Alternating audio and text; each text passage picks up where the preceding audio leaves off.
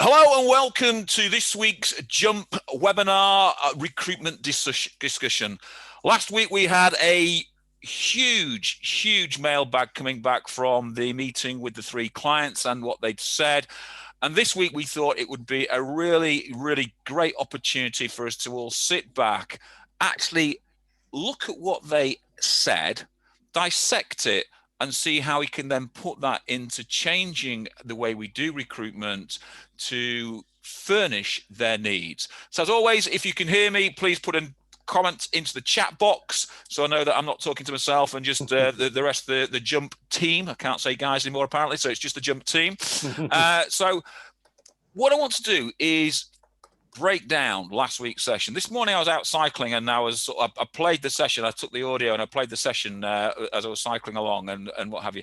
And even though I hosted the session, I was really shocked at just how much I actually missed, and little comments that they said that really, when you start to pick up those little comments, it picks the fabric of recruitment and the way that we do things. So I think it's important that we properly dissect what people have said, look at them really for what they are, and then look at how we come back and what we change and what we move into. So it's going to be a very simple session. You know, the guys are going to be talking lots about what's happening. I want to get lots of involvement from you guys as well from the other side. I want your questions. I'm sure if you were on last week's session, you've had lots and lots of questions to come from there. I want to know whether you've changed things from last week in your business already and what impact that's had. So I'm going to open up the questions. Last week, the first question we started was, let's start at the beginning. On what basis would you connect with a recruiter? So I'm going to throw this over to Dave first and foremost. Dave, you were writing lots of copious notes last week. What was it that you made? I mean, I think Nicola came on first. What was it that you made from Nicola's comments about on what basis they would connect with a recruiter? Well, I love my little sound bites. So I was looking for little sound bites that I could build on when I'm talking to the people I'm engaged with. And the one thing she said, which I thought was a lovely sound bite and succinctly summarised the whole question, was show us you know us. And it was that whole point of, don't just call me and tell me you've got the best candidate. Don't tell me that you're brilliant. Show me that you know me, that you've taken the time to understand what my business is about. You've taken the time to understand what I'm about, maybe a little bit about my history, how I've got to where I've got to. And I just thought the way she articulated it, it made it sound very simple. Of course, from the other side, from our side, when you're trying to engage with people like Nicola, it's very difficult because it means that you've got to do a lot of pre-work. And most agencies aren't geared to having their staff do a lot of pre-work. There are still companies that I talk to that talk about how many calls you've made in an hour. You're not going to get anywhere that way if you adopt the method that Nicola was talking about, show us that you know us. So I think it's all about the effort you put in beforehand, that you've understood what's going on in their business and you've taken the time to find out. And instead of making 20 calls or sending 30 emails or 40 LinkedIn requests or whatever it is, maybe you're doing 2 or 3, but they're rich with content, they're rich with detail, they're rich with understanding. And instead of, you make 3 contact connections and you may get 1. 1 is a very low number for a day's effort, but that may be the one that could win a lot of business. So that was the bit 8 that I thought was really good. Shows that you know us. Sharpie? Yeah, I think Dave's covered some really good points. I've just realised, do you not think William Shakespeare in that picture looks a little bit like Paul Jacobs? Oh, well, I've always been a wordsmith, so I appreciate that comment. Thank you very much. Just looking at the picture, seeing the similarities. I think Dave's raised some brilliant points there. I think the one that really stood out for me was the referral part. And Rick talked a lot about this, as Bertie did, which is use your network to be referred. So if we are referred, there is a tendency and an inclination to accept that referral and see it through, whether that be a referral from somebody from outside the organisation or somebody inside the organisation. I think that came across really loud and clear. And the second part, which they all talked about, was really do your research to understand. And they talked about this business landscape, was the phrase that they use. And how I've used that in the past is understanding what's going on from a macro perspective, what's going on from a micro perspective, and then how that translates into talent and people and skills. And Bertie talked quite eloquently about understanding what was going on inside the business and understanding the business pressures that we're under to try and help us find those solutions. So I think for me, I think they were probably the two standout parts in terms of how you connect. Oh, and the last one was just about, I can't remember who said it. I think it was Rick. He said agencies know more information. You've got access to far more information than me. And Nicola talked about this, about benchmarking roles and salaries and benefits. So it's about using the information to get through the door. And I think we've talked about this, haven't we, in the past, how you move from the contact stage to the acceptance stage in the sales cycle. So three key bits there for me. PJ? Well, as ever, I'm the cynic amongst us. I loved last week. I thought it was brilliant. And I thought the guys that came on here, bless them, made some brilliant points, and I'll touch on those in just a second. But I also thought that there were a couple of points that we spoke about this afterwards that I thought were contentious.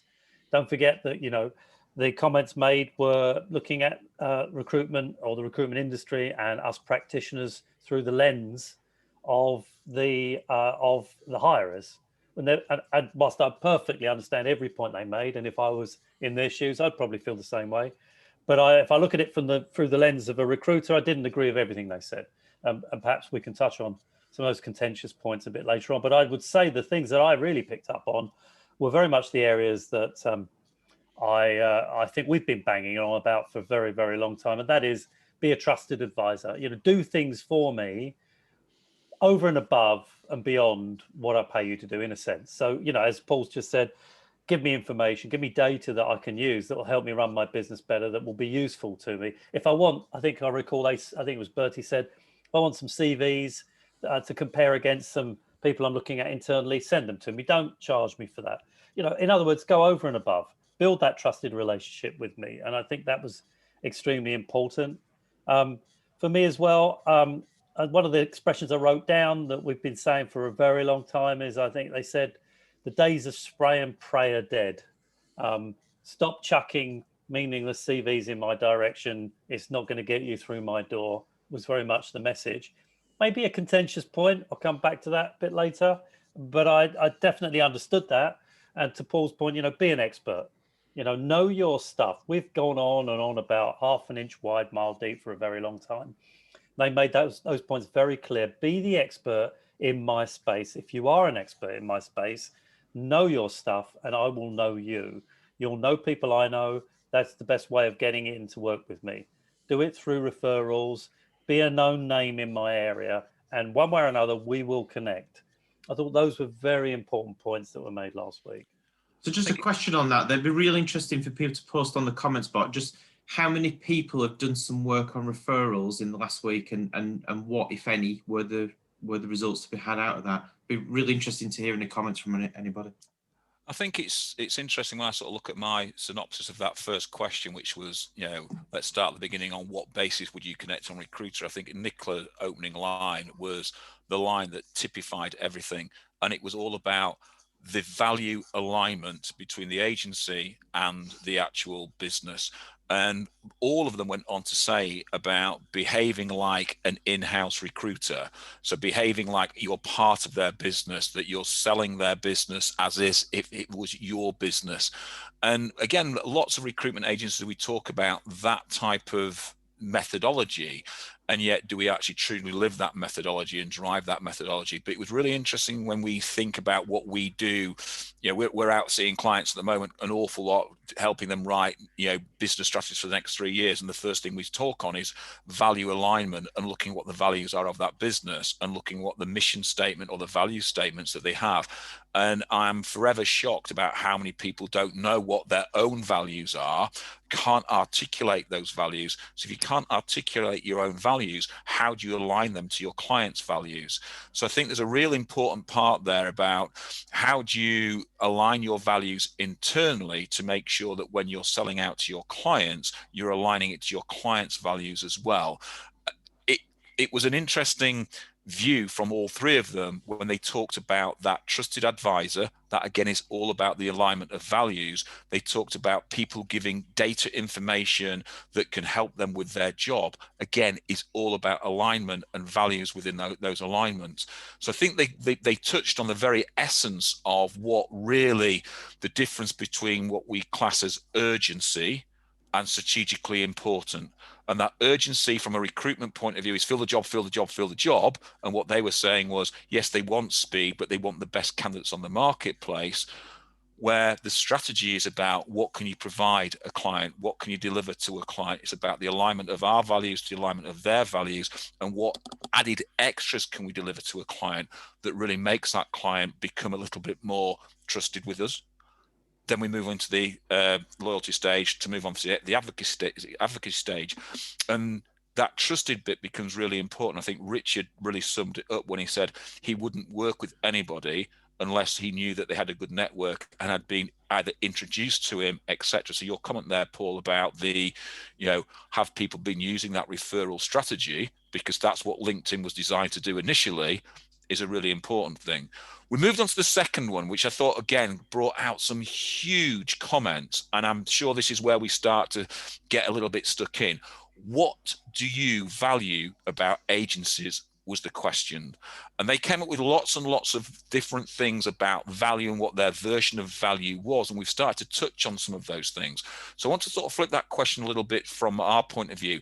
With what they said about value, what is it that we should be looking at internally from a business point of view to ensure that we are adding value to our clients and going from that, loyalty to trusted stage to loyalty to advocacy? What should we be doing? So let's go to you, Paul Sharp, first and foremost on that. I think so. I'm just looking back at my notes, Howard. I think they all talked about not being sold, and that this is about talent acquisition. It's about being seen as a true extension of their talent acquisition team. Rick talked very much about how when you work in-house, and I could definitely confirm this because I've worked in-house myself, you have to fill every role. And what Rick talked about was having agencies that can help him fill every role. And again, it's using information, it's using data, it's coming up with solutions. So I think Bertie referred to this as, you may not be able to help us find the bullseye, but you may be able to help us find a cow's eye. And so it's the challenge, but it's also the solution. And they're very much taught, and Paul Jacobs raised a really interesting point about the being a bit controversial.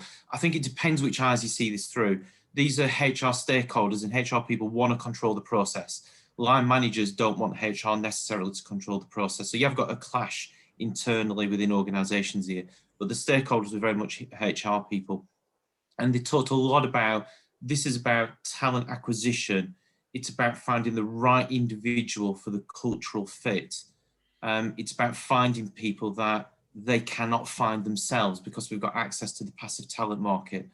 So I think, to summarize for me, I think the key takeaways were about doing the right things, the basics really well, not being salesy, understanding what they're looking for, and making sure you find a solution and help them fill the role, even though you might not be able to find the ideal candidate they set off on the journey looking for. PJ? Yeah, so let me touch on one or two of these sort of points. And Paul makes some great points there, but one or two I think, for me, slightly contentious in that they don't want to be sold to. So, what is the definition of the word selling? What we are, all of us in the recruitment industry, salespeople. Let's not beat about the bush. I've been doing this job for 45 years now. When I started, I was a phone basher. I was a telesales guy. Okay, thankfully things have moved on, but let's be very clear. One way or another, we need to make contact with clients. We have to find a method of approaching them, talking to them, hopefully meeting them. Now, I do understand from their point of view, and we talked about it last week, they don't want, and they do receive hundreds of calls a week. And who can blame them for their positioning on this? They don't want to be besieged with thousands of calls. I think Richard was talking about filtering the calls. His team made sure that, nobody got through. We all know about that. We're at the receiving end of those with those refusals. And I understand it. But if I look at it from our perspective as a recruitment industry, one way or another, we've got to try and figure out how we're going to contact these people. And sometimes, to be blunt, it comes down to picking up the phone. Because every one of the people listening on this call, including us, have been taught that you've got to keep going, you've got to keep trying. And sooner or later, you get that moment when you actually speak to somebody. So I think let's be balanced about this. As I say, I fully understand that we have to be careful. We don't upset people. But at the same time, you have to be brave. You have to find ways and means of contacting. And Paul made the reference there to trying to get referrals through other people that might know these people. And I agree with all of that. And social media clearly has a huge part to play here in terms of connecting. But at some point down the line, you're going to have to take your heart and your mouth, pick up a phone or connect via video and try to speak to these people. Somehow you've got to get that connection. We talk about trusted advisor positioning, but it begins at the base of that trusted advisor pyramid, where you are one of many recruitment businesses working with that client. To get even into that position, let alone to the peak at being a trusted advisor of the pyramid, you've got to have some kind of connection to start building the relationship. So the big question, big challenge for all of us, and always has been, is how do you make that connection? There were some good clues last week. I thought brilliant points made, but I want to be balanced about this. Let's not think that it's not about picking up a phone. It's not about selling. There is a level. We have to find the right blend. So let me just challenge that for a minute, Paul. And it's not challenging what you're saying. It's challenging how we look at the difference between selling and what they're talking about. Yep. When we go onto the boot camps that I run and the academies that I run, etc., I talk about the difference between selling and negotiation. And what recruiters do is they lump selling and negotiation in together and ram that straight down the client's throat. And I think that is what they're talking about. Where actually, if you look at the definition of selling is all about aligning what the client wants to the products and services that we can actually deliver.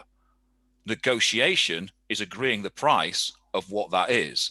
And what we tend to do is we tend to sort of talk negotiation first and then talk about our service. So it becomes a very different way of doing. So separating those two out becomes a very different way. And what they were talking about was they were talking about the alignment of services.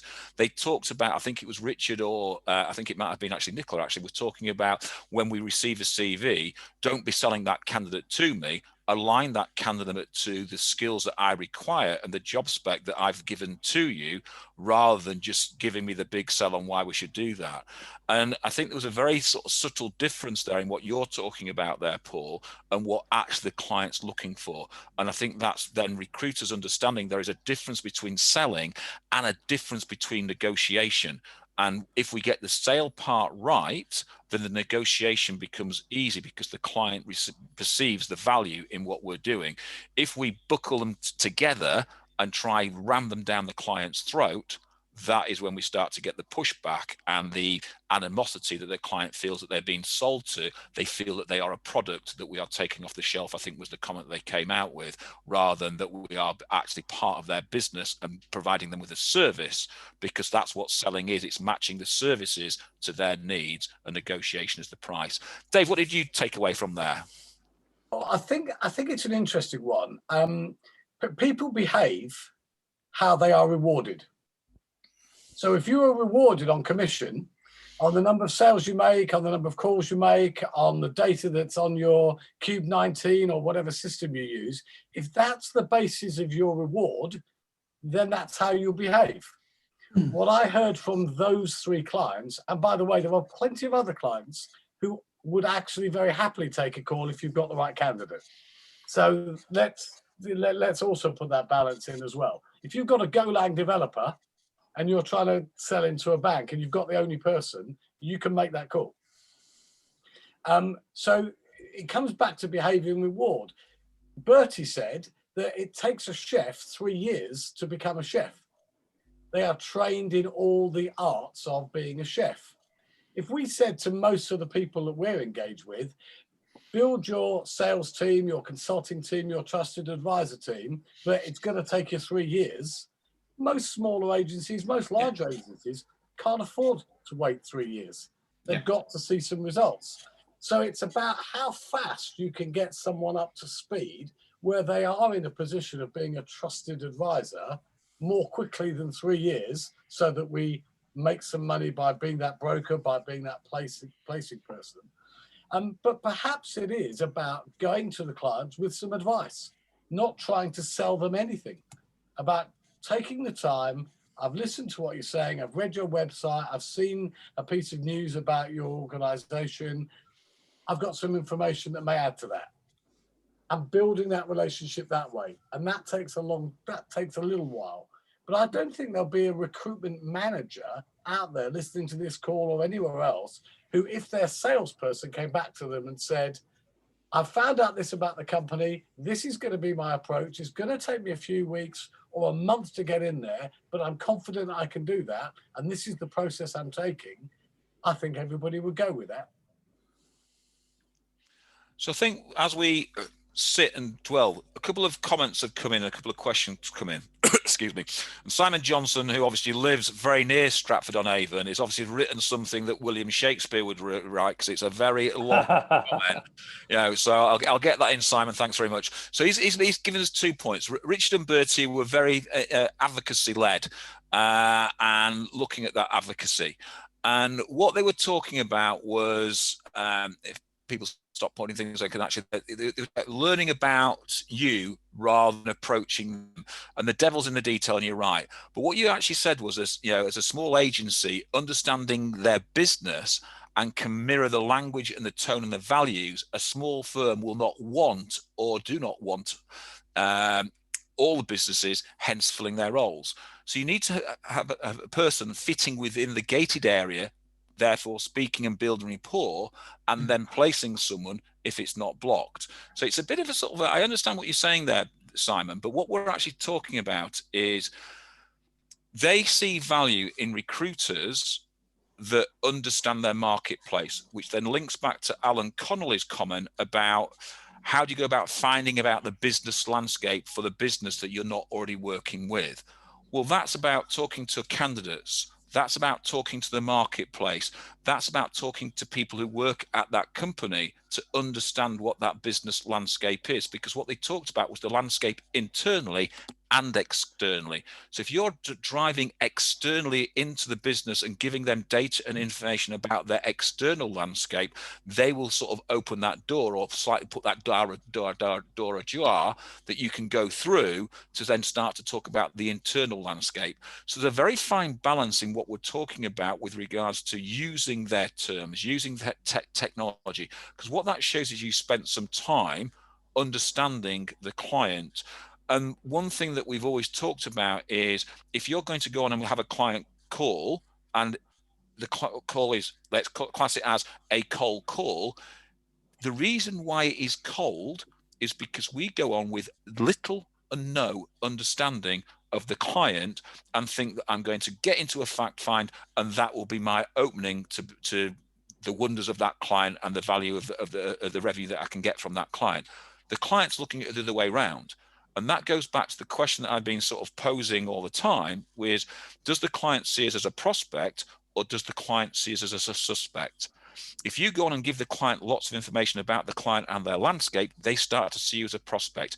If you go on with nothing and start asking lots of questions that they feel a little bit embarrassed to answer because you don't know the answer, then they see you as a suspect. And that is what happens within the recruitment market. And that's about us changing our process to a certain degree to drive the value chain from a client's perception up. The next question we went on to do was, what does a consultant stroke trusted advisor relationship look like from their point of view? And this again was an area that we started to really get stuck in. So, you know, I'll go to PJ first on this, because I know PJ is sort of the voice of challenge on this. So what is a trust? So I think your answer, by the way, Howard, to the question, to Simon's question, was longer than his email. Well, it was Act 3, verse 4. So the question here is building trusted advisor relationships. Yep. Yeah. And I do feel, you know, this is, you're right, it goes back to the heart of how do you start that journey? And let's be clear, you know, trusted advisor relationships we talk about it from a business perspective, but it's an easy thing to understand even from a personal perspective. It takes a very long time to build trust in any relationship, whether it's a business relationship or a personal relationship, and a nanosecond to destroy. And, you know, once you earn trust, it's a very, very valuable thing to nurture, to look after, to recognize as being incredibly valuable. But it takes time. Nobody gives you trust in any walk of life instantly. If they do, there's something wrong with them. It takes a period of time to develop that deep level of trust. So it's a journey, and this applies to business. You know, to get to that point where you have the ear, the trust of your client takes sometimes years to get to. But it starts, as they say, with a marathon analogy, with the first step. How do you make that first step? And this is where, when you listen to what the guys said last week, this is the challenge. I've every faith that everybody listening to this right now is more than capable of building trusted relationships with their clients and candidates. And I'm sure that that is a constant in all of their businesses. But it's getting your foot on that platform in the first instance. And I felt those were the, if you like, the contentious issues last week. You know, the guys there last week, understandably, are putting up the gates, the walls. You're going to have to work very hard to breach my gate, to get into my castle. I get that, but that doesn't help us. We've got to find a way and a method or methods to at least start that conversation, to start on that journey to being a trusted advisor. I thought Paul made some great points earlier about, you know, sending information, data. They asked for that last week. Making sure that we're doing much, much more than just putting good candidates in front of them. And for me, that was, if you like, the most valuable piece of information that we heard last week. They don't just want great candidates. They want so much more from us. And for me, I felt that if we left that discussion last week with nothing else in our heads but that point, it was well worth the 45 minutes that it took. So I would say, again, just to back up what the guys have been saying, Howard, we've got to think broadly about being consultants, providing consultancy support, not just great candidates. And I think that's the challenge for the businesses that we're talking about. One of the points I heard last week that I'll just bring in here, after sales service. Now, I've banged on about lack of after sales service in our industry for as long as you know, as the Queen's been on the throne. And the truth is that we are rubbish as an industry at providing after sales service.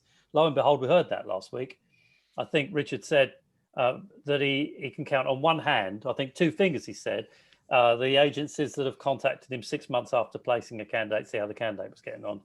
Eureka moment. I've been banging on about this for so long.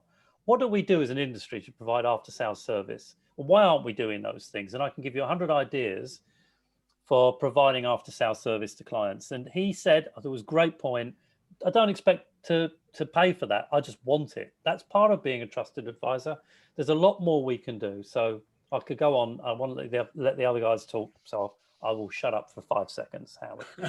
Can we just snapshot that? It's what time is it? It's 11:28. I'll just make a note on the video for that. With that, Paul Jacobs is actually going to stop talking. Dave Pye. Well, I am going to defend us as an industry because you know what they didn't talk about last week, which I thought was a huge gap. They didn't talk about price. Yeah. Well, what a lot of clients want is everything for as little as they can possibly pay. Often, I know this from the work that we've done, the client goes in and starts talking about auctions and the lowest possible price. And then lo and behold, you find out that they want you to do this and that and that. And actually, there's hardly any money in that. So it's getting the balance right. And that comes down to educating the client about what we do. I think a lot of the disconnect is that clients don't realize what we do. Then we had 3 very intelligent, very successful people on last week. But I still think there's a chance to say, do you realize how much time it takes to go through some of the things that you want us to do? And this is what it costs. So the more we educate them, the more they realize, actually, we are trusted advisors rather than CV pushers. I think it was Shakespeare who said, to CV or not to CV. Oh no! And that was, I mean, and that was in 1560 or something like that. So he must have got it right. The point is, if they just see us as CV pushers, if they just see us as someone who's just there to flog them CVs, then we are going to end up in a race to the bottom. If they do see us as trusted advisors, if they see us as someone who can help them in their careers, so their careers are built on successfully delivering the programs that they need to deliver, they will deliver the programs on the people and the solutions that we provide. If we can look at it from that angle, then I think we become more like trusted advisors. And then you can have a conversation that's not just built around price and not just built about how many CVs have you sent. So I think Richard alluded to that, didn't he, by saying that he'd taken at least 50% of his past preferred supplier lists onto his new company and would always go back to those people who treated him well, etc. So I think he very much talks about that his success is obviously based around the relationships that he's built within that recruitment market and how that recruitment market works. Sharpie. I think it's an interesting one. I think different stakeholders in different organizations will talk about different things. Procurement, I think obviously I'll always talk about price. I think resource business partners tend to talk about price because they think it's the thing that's the important the most. All 3 of those people last week all view talent as critical to their business. So price is not at the forefront of their mind. Don't get me wrong, it's got to be there or thereabouts. But I can tell you that one of those individuals, their rate on their PSL for perm placements is 21%. So they value finding the right candidate enormously. So it's not always a price-driven conversation. I think with Bertie and Rick, they are people that I were referred into and sold business into, and then developed a relationship and became friends, hence the reason why they were on the webinar last week. And I think it's a little bit about what Rick said, which is it's been shoulder to shoulder and helping them internally solve their problems. And that takes a lot of effort and it takes a lot of time. And I think Paul's point is absolutely spot on. We are not great at following up because we think that once somebody's started, our work is finished. What I think sometimes we forget is just that after sales care, but also that after sales care is your future sales pipeline, because that opens up another opportunity, another conversation to be had with a line manager or your candidates you've placed and find out what's going on inside that organization. And if there is anybody else in there that they can refer you to in other departments. So it's sometimes the easiest routes in to an organization and to expanding that we forget. And just to pick up on Rick's point about taking the PSL with him, I can absolutely tell you that he meant that. So when I went in there and said we'd run all the contingent labour and temporary labour for you, one of the first things Rick said to me was, I'd love you to do that, but let's be clear, Paul, you've got to take the PSL with you, my PSL. So he's absolutely a big advocate of having a PSL that can deliver and being as loyal to that PSL as what he possibly can. But I think there's some really great points here. I think it's the point where you become personal with somebody that you can then get beyond the trust and, as Howard said at the start, moving into that advocacy level type relationship. And once you get there, you'll get away with getting a few things wrong, but you can't get away with getting things wrong if your relationship is quite transactional. So it's really important. It was quite an interesting when I looked at that question and I started to listen to what they were saying, and I said that this morning I listened to it all again. The big thing was about a trusted advisor is someone who's not afraid. I think Richard classed it as someone who's ballsy. And no, so it was Bertie said someone who's ballsy and will challenge and push back. Yeah. But what they'll challenge with, and I push this back to anybody who's worked with me, they'll understand that you can challenge any of my decisions as long as you come with a solution, an alternative view of it, or something that I can work with that is quantifiable and we can measure and we can start to see that. And that is exactly what they said. You know, if you are telling me I can't find this role because the rate is too low or because of X, Y, Z, then they will start to look at that, because what they said was about, I think it was Richard said, he wants that PSL that is in his corner and will keep working the jobs, even though we know from a recruitment point of view, sometimes we look at jobs and go, that job's not particularly very fillable, that job's infinitely more fillable, I'll jump on that. He wants that person that's going to stay to the end. And I know lots of recruitment agencies have said, once we've taken a job from a client, our job is to fill that job come what may. So we work it. And I think that's even more prevalent when you're on a PSL, because that's what you're signed to do. And I think that, again, is gone about that service, and that's about looking after their back and working with them in that way. And that sort of very neatly leads us into the last sort of 10 minutes of this conversation on the last question, which was, what do the best recruiters do well? And I think I'm going to open up on this one just with a single sentence. They do not cut corners. And that was the big thing that came across all three. They do not cut corners. They do not start to cut in ways, which is talking about, you know, when they say we are going to backdoor, that is cutting a corner from the process. So if the process is there and you cut that corner, then you will reap the rewards or not reap the rewards for cutting that corner. But if we look at our own recruitment process, how many corners do we cut in that process when we are actually furnishing a client and working with a client because we're in a rush or whatever it be? So the question is, what do the best recruiters do well? Mr. Sharp, you just disappeared there. You've come back. Sorry, my battery went. Okay, well, I can't comment on that, but, you know, there you go. So what do recruiters do well from their point of view? What do the best recruiters do well? To me, or? That's to you, yes. Yep, sorry, beg pardon. So to quote Dave about this soundbite, which I think was really important, Bertie made one comment which I thought was really prevalent. He said they get personal and they stay professional. And that, I think, sums it up. So I think it's developing the relationship. I know that when in my previous role, if I didn't call Rick or Bertie, I know that they would call me.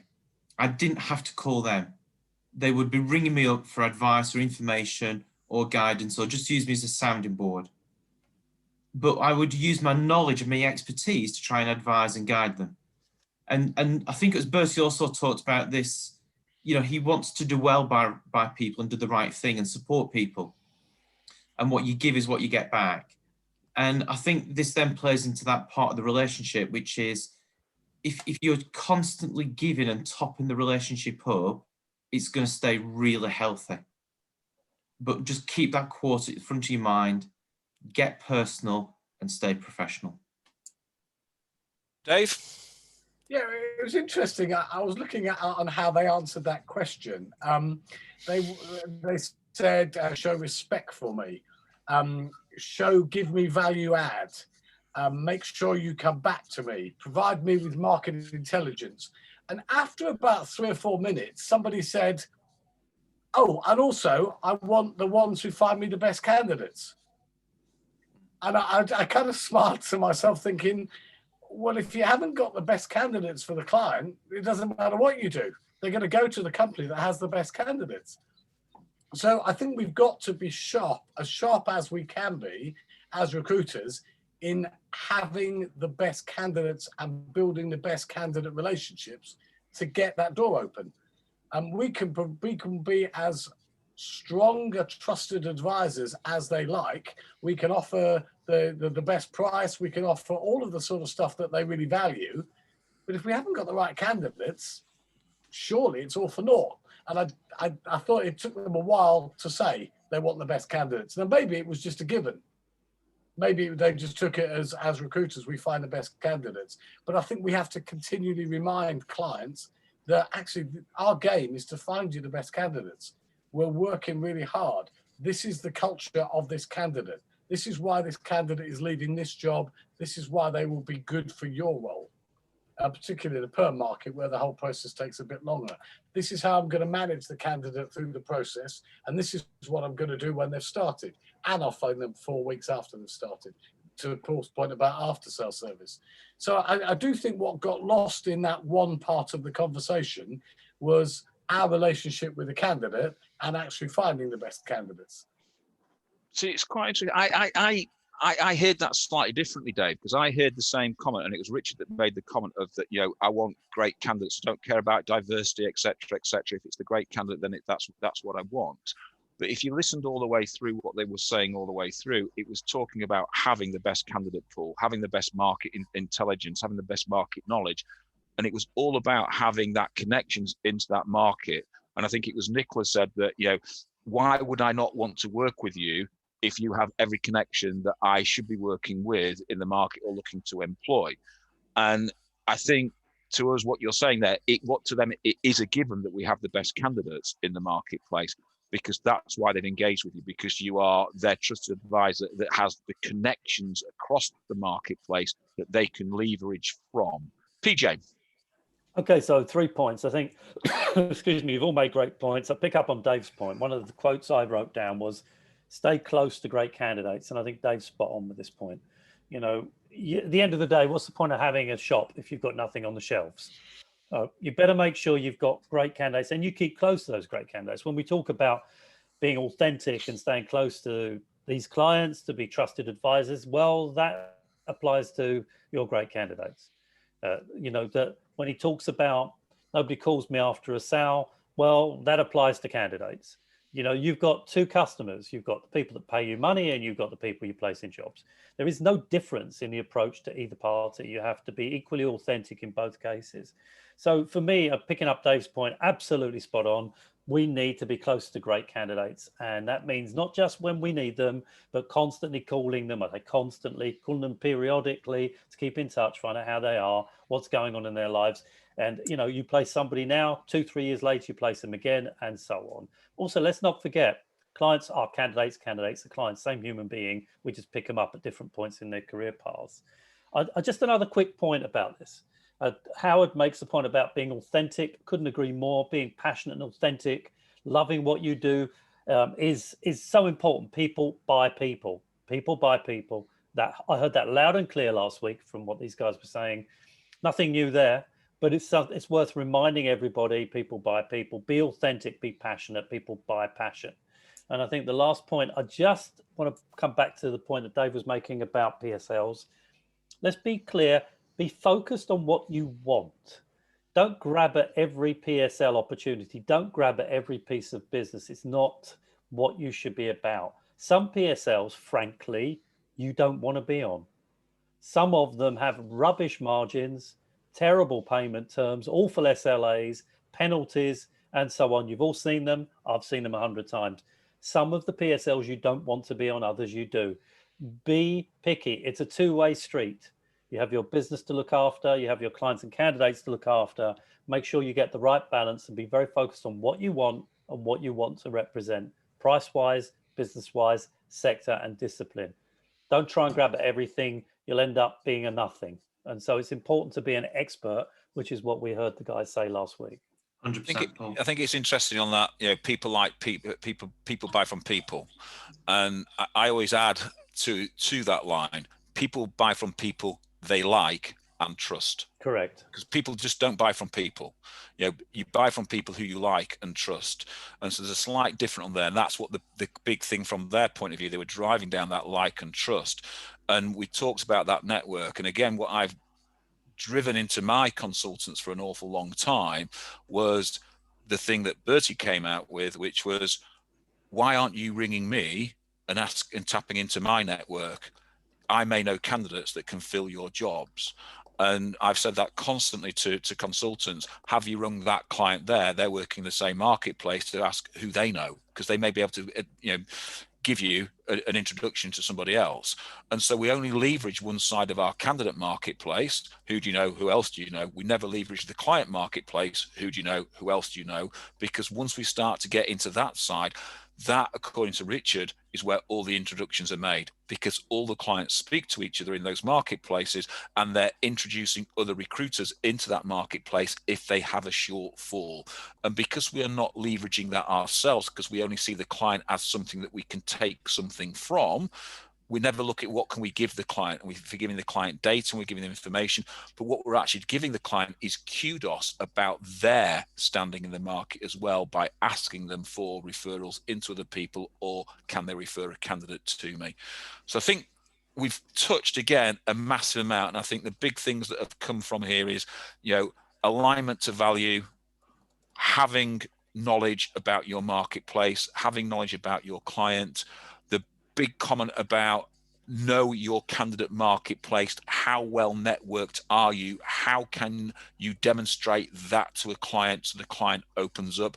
Be innovative with your approach to the client. It's not just slinging, as Paul, we're not CV chuckers, as Mr. Jacobs calls us. We are about what can we give to a client that's different, that will help a client further their process. And whether that's data, market intelligence, market knowledge, it's really important.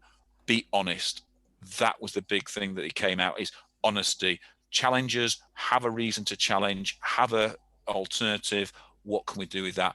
But be honest. And I think if we went to most clients with that type of methodology, then we would be in a far different position with those clients. But it's about gaining that trust, and it doesn't happen overnight. It happens over a long period of time, and that's where that authenticity comes in, because if that's your natural state, then you will work on that all the way through the process. If you're falsely trying to create trust, then after a while it starts to break down, because you can't keep that authenticity up constantly along the line. So that's it for another week. Guys, thank you very much, team. From your point of view, ladies and gentlemen, thank you very much for attending. It's been a very interesting sort of couple of weeks to sort of review that process. I've used that conversation with lots of clients that I've met in the last week. I've put them back to our website to review the recording. The amount of people that rang back and said, oh my God, I'd never thought about it in that fashion or in that way, has been remarkable. So ladies and gents, thanks for your time. We'll be back next week with another session. Please remember to book in early. We are still doing our one-to-one sessions. If anyone wants to book a one-to-one session with us, it's, as always, go onto our website and find the little tab to book a one-to-one session with us. And I'll just leave it to say, it's Wednesday. There are 3 days or 2.5 days of the week left. Let's smash this week, and we'll see you all next week.